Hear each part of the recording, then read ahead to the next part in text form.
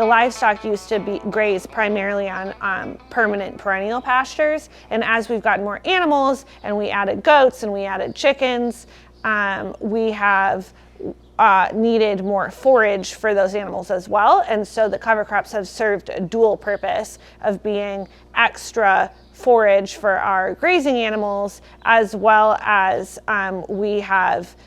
as we've expanded the livestock, we've also started using portable electric fencing, which she didn't used to do very much. And so we've had the ability to graze the cover crops as well. We're grazing the goats first because they eat a lot of the like biomass, and then the chickens can kind of pick at the roots and bugs that the goats, parasites that the goats might pass along, and then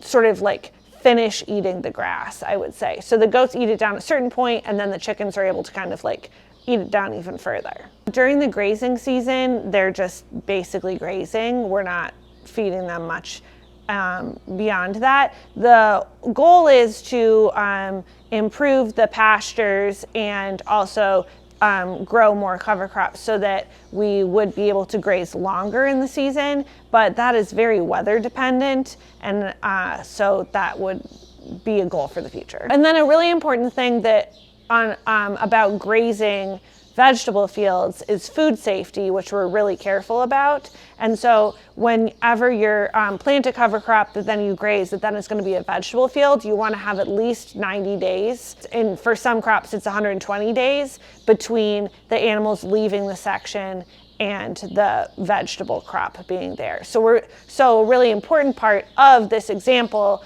of the oats and peas that we graze before the fall brassicas is that when the animals leave, there will be definitely 90 days before we harvest the fall brassicas.